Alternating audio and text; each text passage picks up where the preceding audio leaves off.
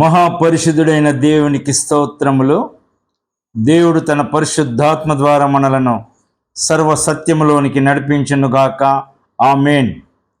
క్రీస్తునందు ప్రియమైన వారులారా, మరి ఒక పర్యాయము మనము ఈ మంగళవారం నాడు దేవుని వాక్యమును ధ్యానించుటకు ఆయన అనుగ్రహించిన గొప్ప తరుణం బట్టి ఆయనకు కృతజ్ఞతలు. నేడు మన పాఠ్యభాగము మొదటి రాజుల గ్రంథము 2వ అధ్యాయము. మొదటి రాజుల గ్రంథము 2వ అధ్యాయము. ఈ కథకు ముందుగా మొదటి దినవృత్తాంతములో 28, 29వ అధ్యాయాలలో దావీదు మహారాజు తన చివరి ఉపదేశము సర్వ సమాజమునకును మరియు సొలొమోనునకు ఆయన ఉపదేశం ఇచ్చినాడు. దావీదు తనకు కలిగిన బంగారము, వెండి, ఇత్తడి, ఇనుము, కర్ర, నానా విధమైన రత్నములు, రాళ్ళు దేవుని మందిరము నిమిత్తము సమర్పించినాడు. ఆయన సమర్పించిన తర్వాత ప్రజలు కూడా స్వేచ్ఛగా పూర్ణ మనస్సుతో తమకు కలిగినది ఇచ్చిరి.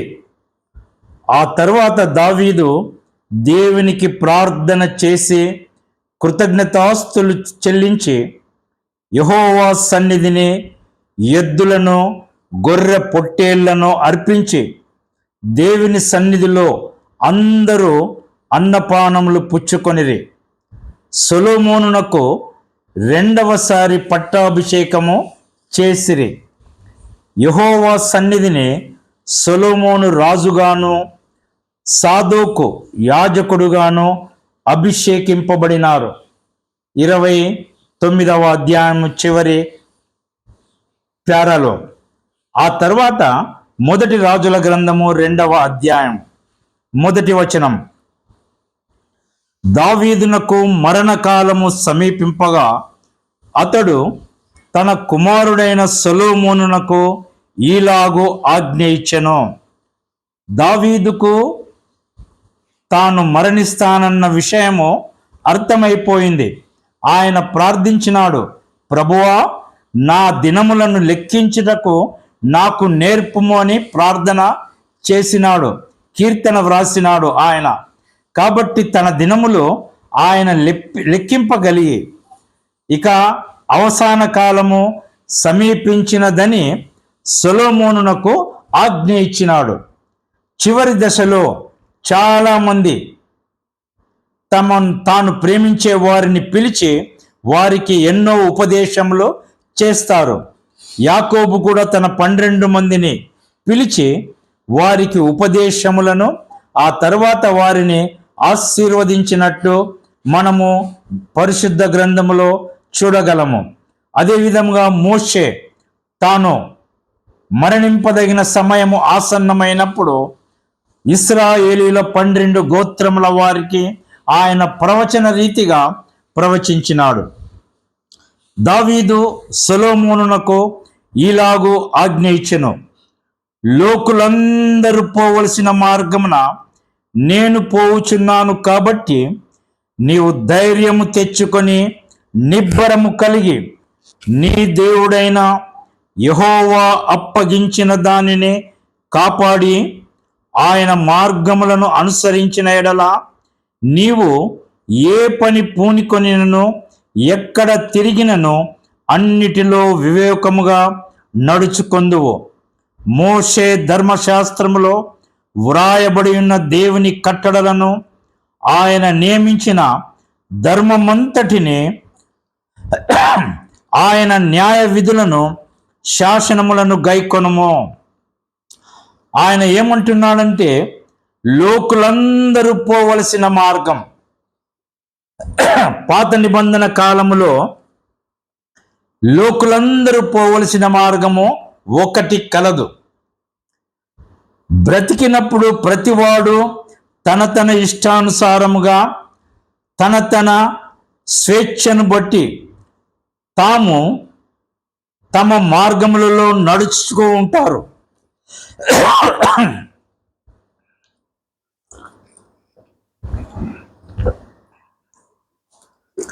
అయితే జీవించిన కాలము ఎన్ని మార్గములు నడిచినను మరణకాలమున పోవలసిన మార్గము అందరికీ ఒక్కటే. కాబట్టి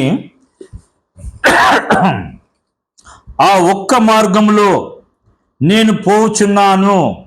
అది పాత నిబంధన. వాళ్ళు ఎక్కడికి వెళ్తారు? ప్రతివాడు మరణించిన వాడు, మంచివాడు కానీ చెడ్డవాడు కానీ పాతాళమునకు వెళ్తారు.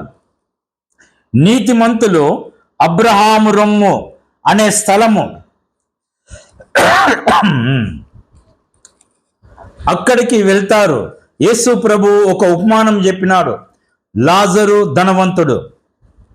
లాజరు యొక్క ఆత్మ అబ్రహాము రొమ్మున ఆనుకొనుటకు దేవదూతల చేత కొనుపోబడెను. ధనవంతుడు కూడా చనిపోయినాడు.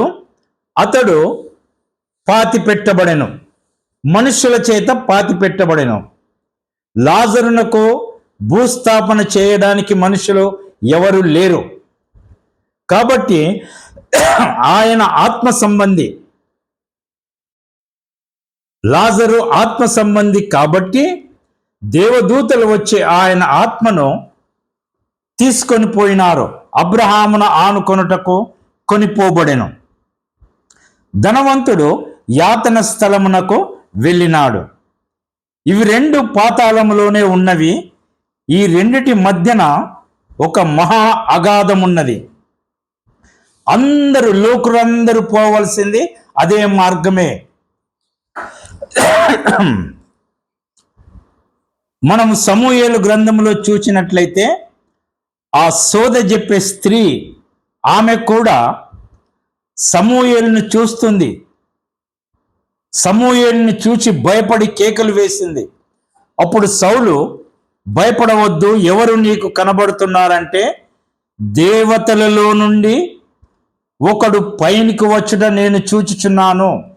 అనగా నీతిమంతులుండే స్థలము దేవతలు అని సంబోధించబడింది. యాతన స్థలము వారు అనీతిమంతులు. కాబట్టి ఆ యొక్క స్థలానికి ప్రతివాడు వెళ్తాడు. పాత నిబంధన కాలంలో యేసు ప్రభు వచ్చిన తర్వాత మనము క్రీస్తు దగ్గరకు వెళ్తాం.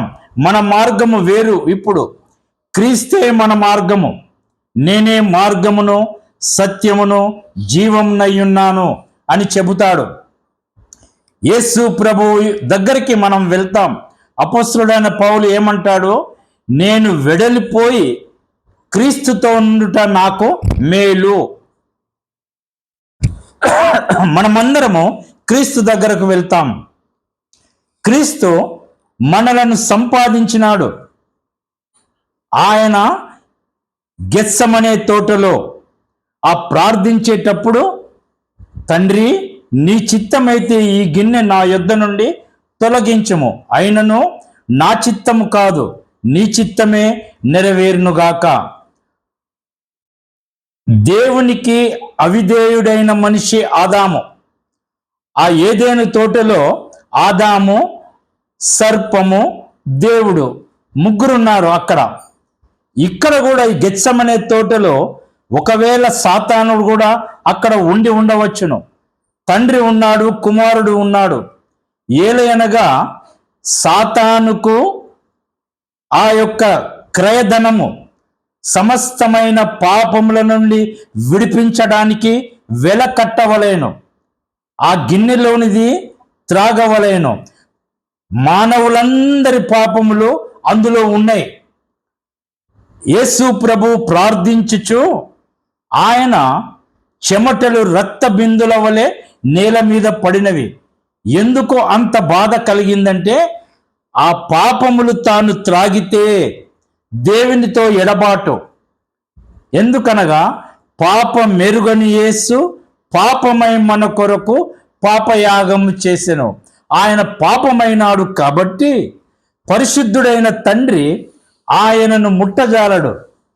తన చెయ్యి తీసేసుకున్నాడు. నా దేవా, నా దేవా, నన్నెందుకు చెయ్యి విడిచితివి? ఆ గిన్నెలోనిది త్రాగి ఆ గిన్నెను పగులగొట్టి మరణము బలము గలవానిని మరణము ద్వారా నశింపజేయుటకు తానును రక్త మాంసములలో పాలివాడాయను. సాతానుకు మరణ బలముంది. పాపము చేసిన వాడంతా మరణించాలి. పాపమునకు జీతము మరణము. కాబట్టి ఆ మరణము బలము గల శక్తి వాని దగ్గర ఉంది. దానిని యేసు ప్రభు పగులగొట్టి తిరిగి లేచినాడు. అందుకని ప్రకటన గ్రంథంలో ఏమంటాడంటే, పాతాళ లోకము యొక్కయు మరణము యొక్కయు తాళపు చెవులు నా స్వాధీనములో ఉన్నవి. ఇప్పుడు యేసు ప్రభు యొక్క స్వాధీనములో ఉన్నవి. మరణించిన ప్రతివాడు యేసు ప్రభు దగ్గరకు నమ్మితే వెళ్తాడు. నమ్మి బాప్తిసం పొందువాడు రక్షింపబడును, నమ్మని వానికి శిక్ష విధింపబడును. కాబట్టి ఇప్పుడు యేసు ప్రభువును నమ్మిన మన అందరికీ ఆయనే మార్గము. లోకులందరూ వెళ్ళే మార్గము మనది కాదు. లోకులందరూ పోవలసిన మార్గమున నేను పోవచున్నాను. కాబట్టి నీవు ధైర్యము తెచ్చుకొని నిబ్బరము కలిగి ధైర్యము తెచ్చుకొనుము. మా తండ్రి చనిపోవచున్నాడు, నాకు దిక్కెవరు అని నీవు అనుకోవద్దు. ధైర్యం తెచ్చుకొని నిబ్బరము ఓపిక కలిగి ఉండుము. నీ దేవుడైన యెహోవా అప్పగించిన దానిని కాపాడి. దేవుడు నీకు ఏమప్పగించి ఉన్నాడు? ఇశ్రాయేలు జనాంగాన్ని, రాజ్యమును అప్పగించి ఉన్నాడు. దానిని కాపాడి ఆయన మార్గములను అనుసరించిన ఎడల నీవు ఏ పని పూనుకొనినను ఎక్కడ తిరిగినను అన్నిటిలో వివేకముగా నడుచుకొందువు. దేవుని మాత్రము నీవు మరువవద్దు. ధర్మశాస్త్రమును అనుసరించుము. దాని కట్టడలను అనుసరించిన ఎడల దేవుడు నాకు ప్రమాణము చేసి ఉన్నాడు. ఏమని? నీ సంతానములో ఒకడు నీ సింహాసనం మీద కూర్చుండక మానడు అన్న ప్రమాణము దేవుడు చేసినాడు. ఆ ప్రమాణము నెరవేర్చినట్లు నీవు ఆయన కట్టడలను అనుసరించవలెను. నీ కుమారులు అందరూ కూడా ఆ విధంగా దేవుని యొక్క కట్టడలను అనుసరించవలెను. దావీదు ఎంత శ్రేష్టమైన ఉపదేశాన్ని సొలొమోనుకు అనుగ్రహించి ఉన్నాడు. దురదృష్టవశాత్తు సొలొమోను తన తండ్రి చెప్పిన మార్గములలో నడవలేదు. ఆయన అప్పుడు నీ పిల్లలు తమ ప్రవర్తన విషయంలో జాగ్రత్తగా ఉండి నా ఎదుట తమ పూర్ణ హృదయముతో పూర్ణ మనస్సుతో సత్యమును అనుసరించి నడుచుకొని ఎడల ఇశ్రాయేలీయుల రాజ్య సింహాసనం మీద ఆసీనుడగు ఒకడు నీకు ఉండక మానడని యెహోవా నన్ను గూర్చి ప్రమాణము చేసిన మాటను స్థిరపరచును. ఆయన నమ్మదగినవాడు. కానీ కండిషన్, ఒక షరతు, దేవుని మార్గములను అనుసరించి నడుచుకొనుట మన వంతు, తన మాటను స్థిరపరచుకొనుట దేవుని వంతు. యెహోషువతో అంటాడు దేవుడు, నీవు అడుగు పెట్టిన స్థలమల్లా నీకిచ్చేదను. ఆయన వాగ్దానం ఇస్తాడు, కానీ కండిషన్, నీవు అడుగు పెట్టాలి. నీవు అడుగు పెట్టలేదు, ఆయన నీకు ఇయ్యలేదు. ఆయన చెప్పినట్టు ఇశ్రాయేలీలు కనాను దేశమంతటిని ఆక్రమించుకొనలేదు, కొంత మట్టుకు మాత్రమే ఆక్రమించుకున్నారు. కానీ ఒకవేళ వాళ్ళు వెళ్ళి ఉంటే ఆ శత్రువులందరూ పారిపోయేవారు. కానీ దేవుని మాట విననందున వారు ప్రక్కన శూలముల వలె యెబూసీయులు, ఫిలిస్తీయులు అందరూ ఇంకను ఉన్నారు. దావీదు కాలంలో కూడా ఉన్నారు. అయితే 5వ వచనము నుండి 9వ వచనం వరకు దావీదు మహారాజు 3 విషయాలు సొలొమోను రాజుతో చెబుతాడు. మొదటిది సెరూయా కుమారుడగు యోవాబు. యోవాబు ఇంతకు పూర్వము దావీదు యొక్క సైన్యాధిపతి, ఎన్నో యుద్ధాలు గెలిచినవాడు. అమ్మోనీయుల దగ్గర తాను ఒక్కడే వెళ్ళి అమ్మోనీయుల రబ్బా పట్టణాన్ని గెలుచుకున్నవాడు యోవాబు, దావీదునకు అక్క కుమారుడు. అయితే ఆయన కొన్ని పొరపాట్లు చేసినాడు. యోవాబు మంచి సైన్యాధిపతి, దేశము మీద ప్రేమ ఉంది, రాజు మీద కూడా ప్రేమ ఉంది, కానీ కొంత స్వార్థము ఆయనలో ఉంది. ఆయన ఏం చేసినాడంటే, అబ్నేరు, సౌలు యొక్క సైన్యాధిపతి అబ్నేరు, ఆయన సమాధానముగా దావీదుతో సమాధానము కొరకు ఆయన వచ్చినప్పుడు అటువంటి సమయంలో ఆయనను చంపినాడు. ఒకవేళ ఈర్ష్య ఉందేమో మనకు తెలియదు. ఎందుకంటే ఈయన అబ్నేరు చాలా పెద్దవాడు, వయస్సులో మంచి నేర్పరి. ఆయన ఒకవేళ దావీదు దగ్గరకు వస్తే నేను సైన్యాధిపతిగా ఉండలేమో అన్న భయము ఆయనకు ఉన్నది. కాబట్టి చాకచక్యముతో, మోసముతో అబ్నేరును చంపినాడు. సమాధాన కాలములో, యుద్ధ సమయంలో చంపి ఉంటే అది చెల్లును. కానీ ఆయన సమాధానం కొరకు వచ్చినాడు, ఈయన ఆయనను చంపినాడు. ఆ తర్వాత అమాషా అనే వ్యక్తి, ఆయన కూడా సైన్యాధిపతిగా ఉన్నాడు. ఆయన అబ్షాలోము పక్షము వహించినవాడు. అయితే అబ్షాలోము చనిపోయిన తర్వాత దావీదు ఆయనను పిలిచినాడు. దావీదు దగ్గరకు వస్తూ ఉంటే ఆయనను యోవాబు చంపినాడు, నిరపరాధిని చంపినాడు. ఆ తరువాత దావీదు చెప్పినాడు అబ్షాలోమును చంపవద్దు అని. అబ్షాలోము ఆ యొక్క చెట్టు యొక్క ఊడలకు ఆయన వెంట్రుకలు తగులుకొని వ్రేలాడుచుండగా నిస్సహాయ స్థితిలో అటువంటి వానిని పట్టి బంధించి ఇంటికి తీసుకొని రావచ్చును, కానీ ఆయనను తన ప్రాణముతో కొట్టి చంపినాడు. దావీదు అబ్షాలోము విషయము చెప్పుట లేదు, కానీ యోవాబు, అమాషా వీరి గురించి చెబుతున్నాడు. అబ్షాలోము గురించి ఎందుకు చెప్పలేదంటే, ఆయన తిరుగుబాటు చేసినవాడు. అటువంటి వ్యక్తి దావీదు దగ్గర ఉంటే భవిష్యత్ కాలములో దావీదునకు అపాయము. అందుకని అబ్షాలోమును చంపినాడు. తిరుగుబాటు చేసిన వాడిని చంపుట యుద్ధములో అది న్యాయమే కదా అని అబ్షాలోము మాట దావీదు చెప్పుట లేదు. అయితే యోవాబు గురించి, అమాషా, అబ్నేరు గురించి చెబుతున్నాడు.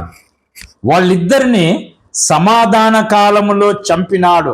కాబట్టి నీవు అతని ఎడల నీవు జ్ఞానముతో ప్రవర్తించి నీకిష్టం వచ్చినట్టు చేయము, కానీ అతడు సమాధికి నెమ్మదిగా దిగకూడదు, అనగా ఆయనను చంపుట మంచిది అని దావీదు చెబుతున్నాడు. దావీదు తాను చంపవచ్చు కదా యోవాబును, కానీ తాను చంపలేదు. ఎందుకంటే ఆయన సైన్యాధిపతిగా ఉన్నాడు, ఎన్నో యుద్ధములు గెలిచినాడు. కాకపోతే బత్షెబ భర్త అయిన ఊరియాను చంపిన రహస్యము యోవాబు దగ్గర ఉంది. యోవాబుకు తెలుసు దావీదే ఊరియాను చంపమన్నాడు. ప్రజలకు తెలియకపోవచ్చు, నాతాను ప్రవక్తకు తెలుసు. కాబట్టి ఆ రహస్యము ఆయన దగ్గర ఉండినందుకు ఆయన తాను చంపలేకపోయినాడు, న్యాయము తీర్చలేకపోయినాడు యోవాబుకు. కాబట్టి తన కుమారునికి చెబుతున్నాడు. అతడు అపరాధి, నిరపరాధులను చంపినాడు కాబట్టి ఆయనను నీవు చంపవలెను. ఆ తరువాత మహనయీముకు అబ్షాలోము నుండి పారిపోయినప్పుడు మహనయీములో తాను అక్కడ ఉన్నాడు. అటువంటి సమయములో బర్జిల్లై అనే ఒకడు వృద్ధుడు, ఆయన ఎన్నో సదుపాయములు దావీదునకు తీసుకొని వచ్చినాడు. ధాన్యాన్ని తీసుకొని వచ్చినాడు, నూనెను తీసుకొని వచ్చినాడు, తిండి పదార్థములు సమస్తము దావీదు ఉండినంత కాలము ఆ బర్జిల్లై దావీదును పోషించినాడు.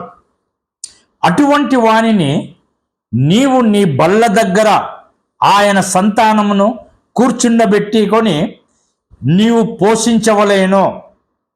తన బల్ల దగ్గర ఉండాలి అంటే దాని అర్థము చనిపోయే వరకు ఆయనకు భత్యము సరఫరా చేయవలెను. ఈయన ఆ బర్జిల్లై గురించి నీవు ఆయన చేసిన ఉపకారానికి ప్రత్యుపకారము చేయవలెను.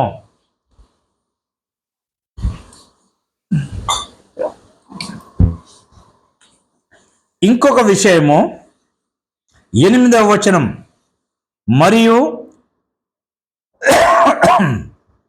బెన్యామీనీయుడైన గిరా కుమారుడును బహూరీము ఊరివాడునైన షిమీ నీ యొద్దనున్నాడు. నేను మహనయీమునకు వెళ్ళుచుండగా అతడు నన్ను శపించెను. నన్ను ఎదుర్కొనుటకై అతడు యోర్దాను నది యొద్దకు దిగిరాగా యెహోవా తోడు కత్తి చేత నిన్ను చంపనని ప్రమాణము చేసి తిని. ఈ షిమీ అనే వ్యక్తి బెన్యామీనీయుడు, అనగా సౌలు రాజు యొక్క బంధువు. దావీదు అబ్షాలోము నుండి పారిపోయే సమయమున ఆయన షిమీ వచ్చి దావీదును శపించినాడు. దావీదు ఏమనలేదు, ఊరికే వెళ్ళినాడు. ఏమనుకున్నాడు షిమీ, దావీదు ఇంకా మళ్ళా తిరిగి రాడు, అబ్షాలోము రాజవుతాడు అని అనుకున్నాడు. అయితే దేవుని అనుగ్రహం వలన అబ్షాలోము చనిపోయినాడు. దావీదు తిరిగి వచ్చినాడు. తిరిగి వచ్చేటప్పుడు ఆ షిమీ భయపడి దావీదు దగ్గరకు వచ్చి క్షమాపణ కోరుకున్నాడు. అయితే దావీదు ఏమన్నాడు, నేను నిన్ను చంపను అని ప్రమాణం చేసినాడు. నేను దేవుని దయ వలన యోర్దాను దాటి యువతలకు వస్తున్నాను కాబట్టి ఈ మంచి సమయమందు నేను నిన్ను చంపను అని ఆయనను విడిచిపెట్టినాడు. కానీ వాడు చేసిన దానికి ప్రతిఫలము నీవు వానికి ఇవ్వవలెను. ఎందుకనగా వీరందరూ ఒకానొక దినమున నీకు శత్రువులు కావచ్చును. యోవాబు ఏ విధంగా అబ్షాలోము ఈ అదోనియా పక్షమున చేరినాడో ఆ విధంగా రేపు యోవాబు గాని షిమీ గాని నీకు విరోధముగా వాళ్ళు నీకు తిరగవచ్చును. కాబట్టి వీరిని చంపుట నీకు మేలు, క్షేమకరం, నీ యొక్క సింహాసనము స్థిరపరచబడుతుంది అని దావీదు సొలొమోనుకు చెబుతున్నాడు. మన శరీరములో కొన్ని శత్రువులు మనకుంటారు. ఆ శత్రువులను మనము ఆత్మచేత చంపివేయుట మంచిది. రోమా పత్రిక 8వ అధ్యాయము 13వ వచనం. రోమా పత్రిక 8వ అధ్యాయము 13వ వచనం. మీరు శరీరానుసారముగా ప్రవర్తించిన ఎడల చావవలసిన వారయ్యుందురు. ఒకవేళ శరీరేచ్ఛలు నీ యొక్క శరీరములో ఉంటే మీరు చస్తారు సుమా. కాబట్టి ఆత్మచేత శరీర క్రియలను చంపిన ఎడల జీవించెదరు. ఆత్మచేత ఆ శరీర క్రియలను చంపినప్పుడే నీ యొక్క రాజ్యము, మన ఆత్మరాజ్యము స్థిరపరచబడుతుంది. ఏ శత్రువును మనము పోషించకూడదు. దావీదు సొలొమోనుకు చెబుతున్నాడు, వీరందరూ శత్రువులు, వీరు వెళ్ళిపోవుట మంచిది, నీ రాజ్యము స్థిరపరచబడుతోంది అని దావీదు చెబుతున్నాడు. ఇవి చివరి మాటలు దావీదు. మనము ఎన్నో వారములు దావీదు అరణ్యములో ఉండినప్పటి నుండి, సమూయేలు అభిషేకించినప్పటి నుండి ఇప్పటి వరకు దావీదు విషయమై ఎన్నో మర్మములు మనము తెలుసుకున్నాం. ఇప్పుడు దావీదు పితరుల దగ్గరకు వెళ్ళిపోతున్నాడు. 2వ అధ్యాయము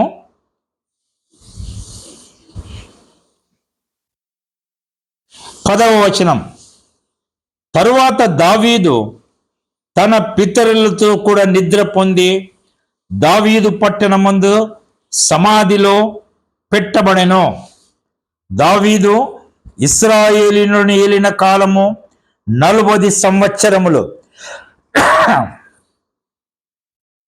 హెబ్రోనులో అతడు 7 సంవత్సరములను, యెరూషలేములో 33 సంవత్సరములు ఏలెను. దావీదు యొక్క కథ ఇంతకు ముగిసింది. ఇది ప్రతి అధ్యాయంలో ఈ మాట ఉంటుంది. అతడు నిద్రించి పితరులతో చేర్చబడెను అనే మాట. సమాధిలో చేర్చబడెను.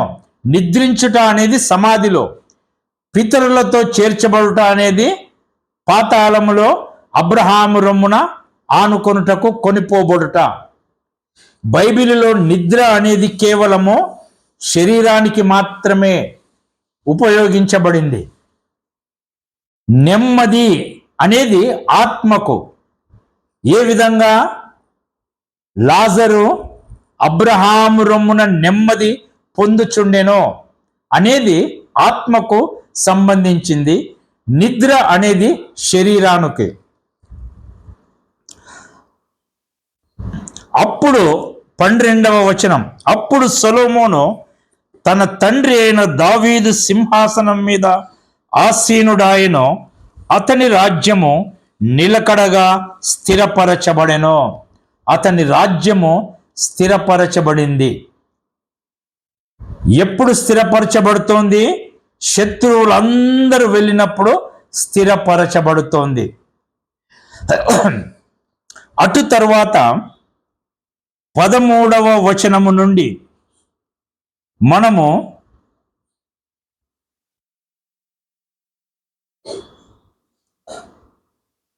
26వ వచనం వరకు, 25వ వచనం వరకు ఇక్కడ అదోనియా విషయము చెప్పబడింది. అదోనియా ఎవరు? సొలొమోను అన్న, దావీదునకు 4వ కుమారుడు. ఇంతకు మునుపు మొదటి అధ్యాయములో అదోనియా రాజుగా అభిషేకింపబడినాడు. ఎక్కడనో ఒక కొలను దగ్గర. అక్కడ అదోనియా తన్ను తాను రాజుగా అభిషేకింపబడినప్పుడు సాదోకు, బెనాయా వీరు వచ్చి దావీదుతో మాట్లాడి సొలొమోనును అభిషేకించినారు. మొదటి అధ్యాయంలో ఆ అదోనియా సొలొమోను తల్లి అయిన బత్షెబ దగ్గరకు వస్తున్నాడు. ఆయన వచ్చి ఏమంటున్నాడంటే, సొలొమోను తల్లి యదు బత్షెబ దగ్గరకు రాగా ఆమె సమాధానంగా వచ్చుచున్నావా అని అడిగింది. ఏలయనగా అతడు దావీదునకు విరోధముగా కార్యం చేసినాడు. సొలొమోనునకు దావీదునకు విరోధముగా తన్ను తాను పట్టాభిషేకం చేసుకున్నాడు. అటువంటి మనిషి రావడము అది క్షేమమా లేక అపాయమా అని బత్షెబ, నీవు సమాధానముగా వచ్చుచున్నావా? అతడు సమాధానముగానే వచ్చుచున్నానని చెప్పి నీతో చెప్పవలసిన మాట ఒకటి ఉన్నదనెను. బత్షెబ స్త్రీలకు తెలియదు, స్త్రీలకు రాజకీయము తెలియదు. అందులో బత్షెబ ఒక మామూలు అహీతోపేలు మనమరాలు, ఆమె సైనికుని భార్య. కాబట్టి బత్షెబ ఆయనను నమ్మి, అదోనియాను నమ్మి మంచిగా వచ్చుచున్నాడని నిర్ధారణ చేసుకొని, చెప్పు ఏం మాట? అతడు రాజ్యము నాదై ఉండెననియో, అతడు చెప్పే మాట ఏమి? రాజ్యము నాదని అందరికీ తెలుసు అంటాడు. నేను ఏలవలెనని ఇశ్రాయేలీలందరూ తమ దృష్టి నా మీద ఉంచురని నీవు ఎరుగుదువు. నీకు తెలుసు, హైరార్కీ ప్రకారము నేను పెద్దవాడను, ఇప్పుడు రాజ్యాభిషేకము పొందవలసిన వాడను. ప్రజలందరూ నా మీద దృష్టి ఉంచిరి, సొలొమోను మీద ఎవరికి దృష్టి లేదు. సొలొమోను ఇంకనూ బాలుడు, కాబట్టి నాది అందరూ నా కొరకు ఎదురు చూచినారు అని నీకు తెలుసు. అయితే రాజ్యము నాది కాక నా సహోదరునిదాయను. రాజ్యము నాకు కాలేదు, ఎందుకంటే అది యెహోవా వలన అతనికి ప్రాప్తమాయెను. చూడండి, అదోనియాకు అంతా తెలుసు. నాతాను ప్రవక్త సొలొమోనును రాజుగా అభిషేకిస్తాడు, దేవుని యొక్క ప్రవచనము దావీదు దగ్గరికి తీసుకొని వచ్చినాడన్న సంగతి అందరికీ తెలుసు. అదోనియాకు కూడా తెలుసు. కాబట్టి తాను ఎంత ప్రయత్నించినా తాను రాజ్యం పొందలేదు, నా సహోదరునిదయింది, ఎందుకంటే అది యెహోవా వలన కలిగింది. అయితే పర్వాలేదు, ఏమంటున్నాడు ఇప్పుడు? ఇప్పుడు నేను నీతో ఒక మనవి చేసుకొనుచున్నాను, కాదనకము. ఎందుకంటే బత్షెబ యొక్క మాట, సొలొమోను ఇంకా పసివాడు కదా, తల్లి మాట వింటాడు తప్పకుండా అని తల్లి దగ్గరకు వచ్చినాడు ఆయన. ఆమె చెప్పుమనగా అతడు, రాజగు సొలొమోను షూనేమీయురాలైన అబీషగును నాకి పెళ్లికిచ్చినట్లు దయచేసి అతనితో నీవు చెప్పవలెను, అతడు నీతో కాదని చెప్పడనెను. షూనేమీయురాలైన అబీషగు. అబీషగు ఎవరు? రాజునకు వెట్ట కలుగుటకు షూనేమీయురాలైన అబీషగును రాజు యొక్క కౌగిటిలో ఆమెను చేర్చి రాజుకు వెట్ట తీసుకొని వచ్చుటకై, పరామర్శించుటకై, పరిచర్య చేయుటకై తీసుకొని వచ్చిన బాలిక ఆమె. షూనేమీయురాలకు చిన్నది. ఆమెను నాకు పెళ్లికియ్యమని సొలొమోనుకు నీవు చెప్పు, నీ మాట కాదనడు అంటున్నాడు. ఎందుకు? దాని వెనుకనున్న రహస్యము బత్షెబకు తెలియదు. కాబట్టి ఆమె సొలొమోను దగ్గరికి పోయింది. బత్షెబ మంచిది, ఇందులో ఏముంది? గొప్పగా మనము ఆతురపడవలసినది ఏమి లేదు కదా. నిన్ను గూర్చి రాజుతో చెప్పేదనని బత్షెబ రాజైన సొలొమోను వద్దకు అదోనియా సంగతి తీసుకొని వెళ్ళి సొలొమోనుతో చెబుతోంది. సొలొమోనును ఒక చిన్న మనవి చేయగూర్చున్నాను. అది చెప్పక మునిపే సొలొమోను మాట ఇచ్చినాడు. నా మాట త్రోసివేయకమని చెప్పగా రాజు, నా తల్లి చెప్పుము, నీ మాట త్రోసివేయను అని సొలొమోను ప్రమాణం చేసినాడో లేదో తెలియదు, కానీ మాట మాత్రము ఇచ్చినాడు ఆయనకు. అందుకు ఆమె, షూనేమీయురాలైన అబీషగును నీ సహోదరుడైన అదోనియాకు పెళ్లికి ఇప్పింపవలెను. నీ సహోదరుడైన అదోనియా షూనేమీయురాలైన అబీషగును పెళ్లికి అడుగుతున్నాడు, కాబట్టి ఆయనకు ఆమెను ఇవ్వవలెను అని ఆమె చెబుతుంది. అందుకు రాజైన సొలొమోను షూనేమీయురాలైన అభిషేకును మాత్రమే అదోనియా కొరకు అడుగుటయ్యేలా. అంత చిన్నదేంటి? అదేనా అడిగేది? రాజ్యమును అడుగు, నేను ఇస్తాను. అతడు నా అన్న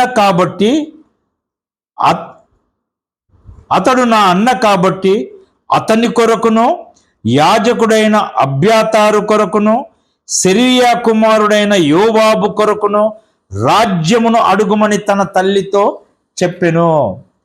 నువ్వు రాజ్యం అడగొచ్చు కదా వీళ్ళందరి కొరకు. ఎందుకంటే వీరందరూ కలిసి ఈ ప్లాన్ వేసినారు, ఒక కుట్ర. పూర్వకాలంలో ఒక రాజు చనిపోతే ఆయన దగ్గరున్న సమస్తమైన ఆస్తి, సంపద, నగరము, ఆ తర్వాత నగరులో ఉన్న సర్వ జనాంగము, ఉపపత్నులు కానీ, బాలికలు కానీ, పరిచారకులు కానీ, దాసీజనము కానీ అందరూ తర్వాత వచ్చిన రాజుకు అవుతారు. ఒకవేళ అదోనియా అభిషేకును పెళ్లి చేసుకుంటే ఆమె రాజు దగ్గర పరిచర్య చేసిన బాలిక, పరిచారిక, ఉపపత్నిగా కొందరు భావిస్తారు. తాను ఒకవేళ తీసుకున్నట్లయితే దావీదు రాజ్యానికి కూడా తాను అర్హుడవుతాడు. ఆయన దాని కొరకు పోట్లాడవచ్చు. అది ఆ కాలంలో ఉన్న పద్ధతి. అయితే బైబిల్ సిద్ధాంతం అది కాదు. రాజైన 2వ సమూయేలు గ్రంథము 12వ అధ్యాయము 9వ వచనము, 8వ వచనం, లేక 7 నుండి చదువుతాము. నాతాన్ అనే ప్రవక్త 2వ సమూయేలు 12:7.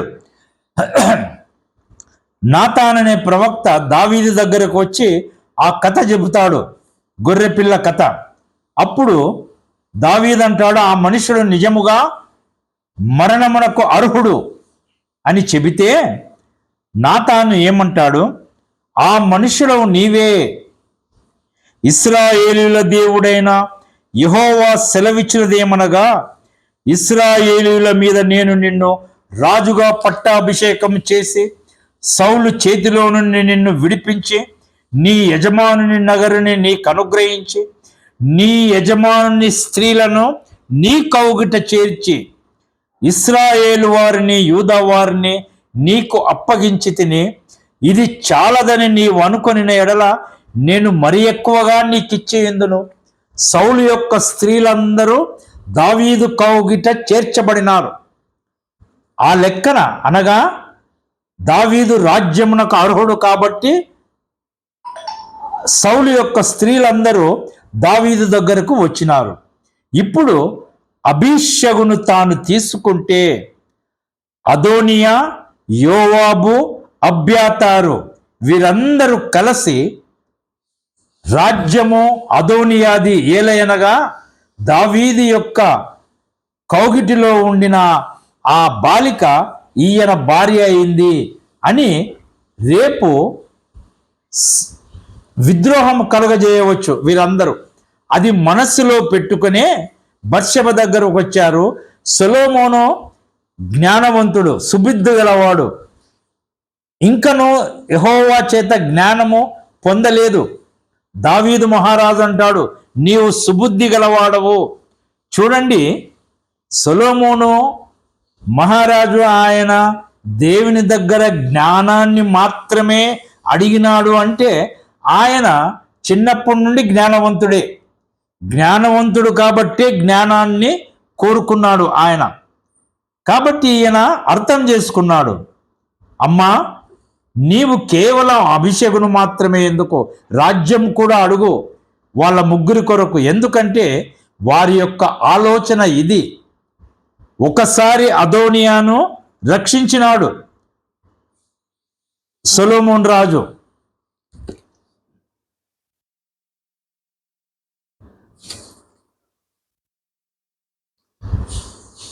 ఆయన విద్రోహం చేసినప్పుడు బలిపీఠపు కొమ్ములను పట్టుకున్నాడు. రాజు నేను చంపనని వాగ్దానం చేసినప్పుడు ఆయన రాజు దగ్గరకు వచ్చి వందనము చేస్తే సొలొమోను నీ ఇంటికి నీవు పో అంటాడు. ఒకసారి విడిచిపెట్టినాడు, కానీ ఇది రెండవసారి ఆయన మరలా విద్రోహం చేయడానికి ప్రయత్నం చేస్తున్నాడు. కాబట్టి సొలొమోను ఏమంటాడో, యెహోవా తోడు అదోనియా పలికిన ఈ మాట వలన అతని ప్రాణమునకు నష్టము రాకపోయిన ఎడల దేవుడు నాకు గొప్ప అపాయము కలుగజేయునుగాక.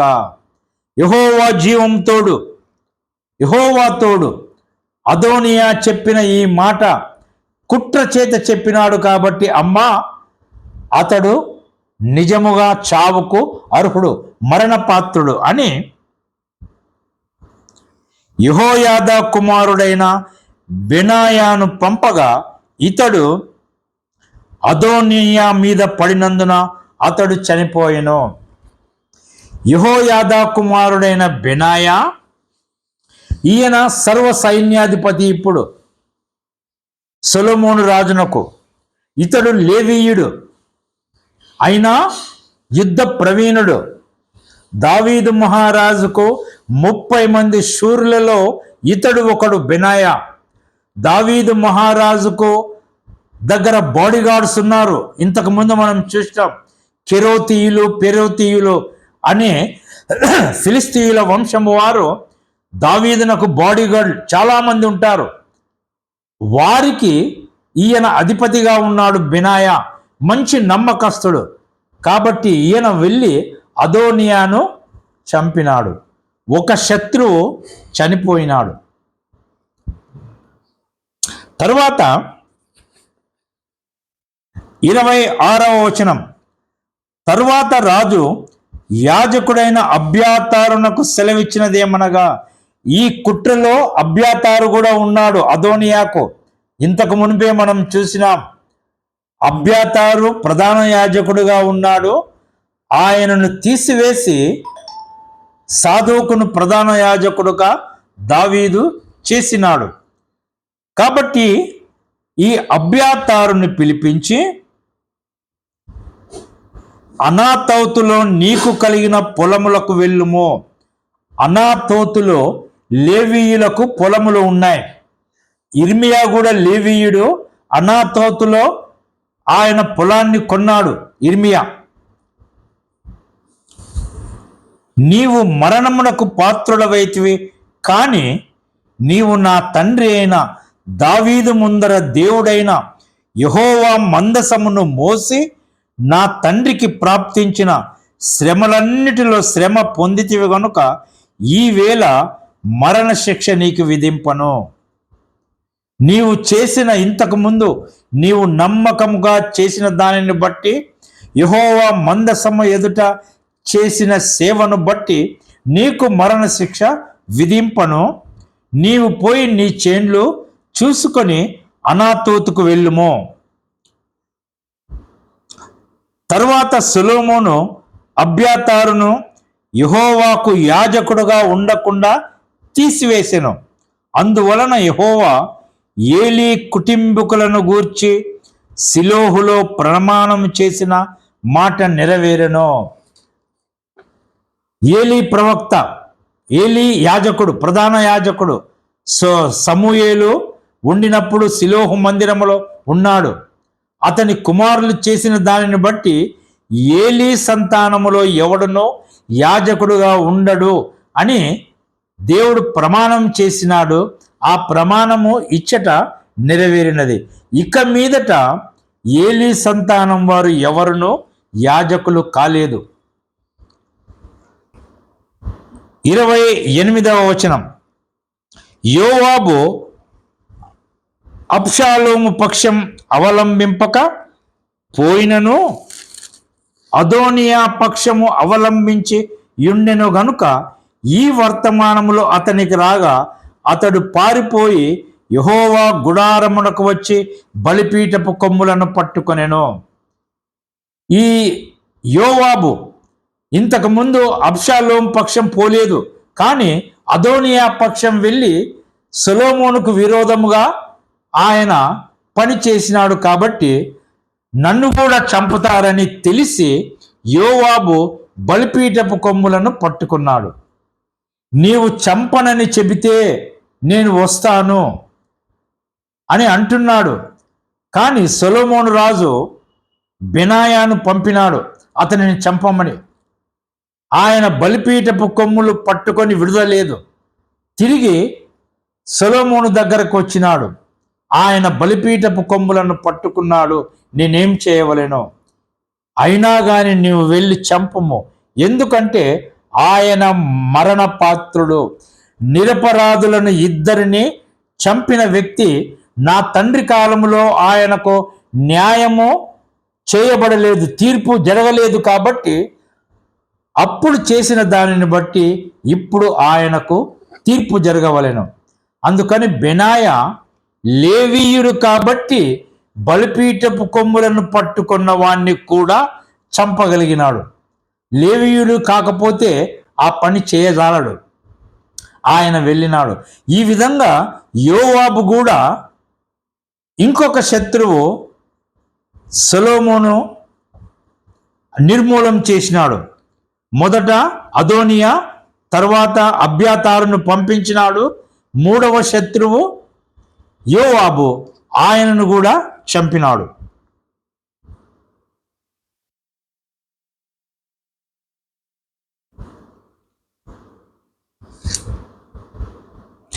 ముప్పై 34వ వచనం. కాబట్టి యెహోయాదా కుమారుడైన బెనాయా వచ్చి అతని మీద పడి అతని చంపగా అతడు అరణ్యమందుండు తన ఇంటిలో పాతిపెట్టబడెను. రాజు అతనికి బదులుగా యెహోయాదా కుమారుడైన బెనాయాను సేనాధిపతిగా నియమించెను. 36వ వచనం. తరువాత రాజు షిమీని పిలువనంపించి అతనికి ఈ మాట సెలవిచ్చెను. ఇంకొక శత్రువు, ఈయన 4వ శత్రువు, అదోనియా, యోవాబు, అదోనియా, అబ్యాతారు, యోవాబు, షిమి. షిమి దావీదును శపించిన వ్యక్తి. ఈయన అతనిని పిలువనంపించి ఏమంటున్నాడు? నీవు యెరూషలేములో ఇల్లు కట్టించుకొని బయట ఎక్కడికైనాను వెళ్ళుక, అందులో కాపురముండము. ఈయన ఊరేది? బెన్యామీను ప్రాంతములో ఉన్న బహూరూము. అక్కడ నుండి పిలువనంపించి నీవు యెరూషలేములో ఇల్లు కట్టుకో, ఇక్కడనే ఉండు. యెరూషలేము దాటి బయటకు వెళ్ళిన నాడు నీవు నిశ్చయముగా చచ్చెదవు అని షిమీకి చెబుతున్నాడు. అందరికీ ఒక్కొక్క అవసరము, ఒక్కొక్క ఛాన్స్ ఇస్తున్నాడు సొలొమోను మహారాజు. నేరుగా చంపడం లేదు. షిమీతో అంటున్నాడు, నీవు యెరూషలేములో ఇల్లు కట్టుకో, ఇక్కడ నా కళ్ళ ముందు ఉండు, జీవించు, నీవు జీవించినంతకాలము జీవించు. కానీ యెరూషలేము వదిలి, యెరూషలేము సరిహద్దు దాటి బయటకు వెళ్ళినావో అప్పుడు నీవు మరణమగుదువు. కాబట్టి షిమి యెరూషలేములో ఇల్లు కట్టుకొని ఉన్నాడు. ఉంటే ఆయన దగ్గర కొందరు దాసులు కూడా ఉన్నారు షిమి దగ్గర. అయితే కొందరు దాసులు గాతు పట్టణానికి వెళ్ళిపోయినారు, పారిపోయినారు. వారు గాతులో ఉన్నారని షిమి తెలుసుకొని వారిని తీసుకొని వచ్చుటకు తన దాసులను, తనకు పరిచర్య చేసేవారిని మరల తీసుకొని రావడానికి ఈయన గాడిదకు గంత కట్టి గాతుకు వెళ్ళినాడు. గాతుకు వెళ్ళి వారిని తీసుకొని వచ్చినాడు. ఈ విషయము సొలొమోను రాజుకు తెలిసింది. షిమి యెరూషలేము సరిహద్దు దాటి గాతుకు వెళ్ళి తన దాసులను తీసుకొని వచ్చినాడన్న సంగతి సొలొమోనుకు తెలియబడిచింది. 42వ వచనం. రాజు షిమీని పిలువనంపించి అతనితో ఇట్లనెను, నీవు ఏ దినమందు బయలుదేరి ఏ స్థలముకైనను వెళ్ళుదువో ఆ దినమున నీవు మరణమగుదు అని నిశ్చయముగా తెలుసుకొనవలెనని యెహోవా తోడని నేను నీకు ఖండితముగా ఆజ్ఞ ఇచ్చి నీ చేత ప్రమాణము చేయించి తిని గదా. మరియు తమరు సెలవిచ్చినదే మంచిదని నీవు కూడా ఒప్పుకొంటివి. కాబట్టి యెహోవా తోడని నీవు చేసిన ప్రమాణమును, మేము నీకు ఆజ్ఞాపించిన ఆజ్ఞను నీవు గైకొనకపోతివేమే అడిగి నీవు మా తండ్రి అయిన దావీదునకు చేసినట్లు నీ హృదయములో మెదలుచున్న కీడంతయు నీకు తెలియను. నీవు చేసిన కీడు యెహోవా నీ తల మీదికే రప్పించును.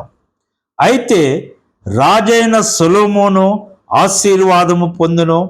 దావీదు సింహాసనము యెహోవా సముఖమందు సదాకాలము స్థిరపరచబడునని షిమీతో చెప్పి, ఆయన షిమీతో అంటున్నాడు, నీ యొక్క అపరాధము నీ తల మీదకు వస్తుంది, కానీ దావీదు సంతానం మాత్రము ఎల్లప్పుడూ ఆశీర్వాదముగా ఉంటారు దేవుని యొక్క ప్రమాణం ప్రకారం.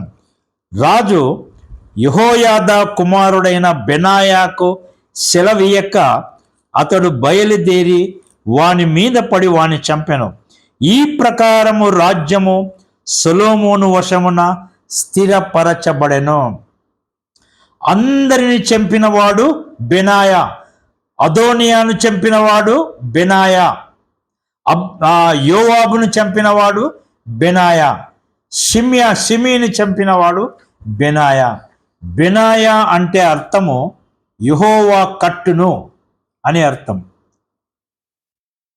యెహోవా సొలొమోను రాజ్యమును కట్టడానికి బెనాయా, యెహోవా కట్టును అనే పేరు గల ఒక మనిషిని ఉపయోగించి ఆయన శత్రువులనందరినీ నిర్మూలన చేయుటకు ఆయన బెనాయాను ఎన్నుకున్నాడు. బెనాయా మంచి పరాక్రమం గల వీరుడు. ఈయన గురించి మొదటి దినవృత్తాంతములో 11వ అధ్యాయము 22వ వచనములో ఈయన గురించి చెప్పబడింది, బెనాయా గురించి. కాబట్టి శత్రువులందరూ అయిపోయినారు. దేవుడు ఏమంటాడు? కీర్తనలు 110. ప్రభువు నా ప్రభువుతో సెలవిచ్చిన వాకు, నీ శత్రువులనందరినీ నీ పాదములకు పీఠముగా ఉంచు వరకు నీవు నా కుడిపార్శ్వమున కూర్చుండుమని ప్రభువు నా ప్రభువుతో సెలవిచ్చెను. తండ్రి అయిన దేవుడు కుమారుడైన యేసుక్రీస్తుకు చెప్పినాడు. దావీదు ఏ విధంగా సొలొమోనుకు చెప్పినాడో, నీ శత్రువులనందరినీ నీవు నిర్మూలపరచి నీ సింహాసనము నీవు స్థిరపరచుకొమ్ము. ఆ విధంగా తండ్రి అయిన దేవుడు తన రాజ్యభారము కుమారుని మీద ఉంచినాడు, యేసు ప్రభు మీద. నీ శత్రువులనందరినీ నీ పాదములకు పీఠముగా ఉంచే వరకు నీవు నా కుడి పార్శ్వమున కూర్చుండుము అని యేసు ప్రభుతో చెప్పినాడు. యేసు ప్రభు సమస్తమైన శత్రువులను ఆయన సంహరించుకుంటూ వచ్చినాడు. కొలస్సీయులకు రాసిన పత్రిక 2వ అధ్యాయం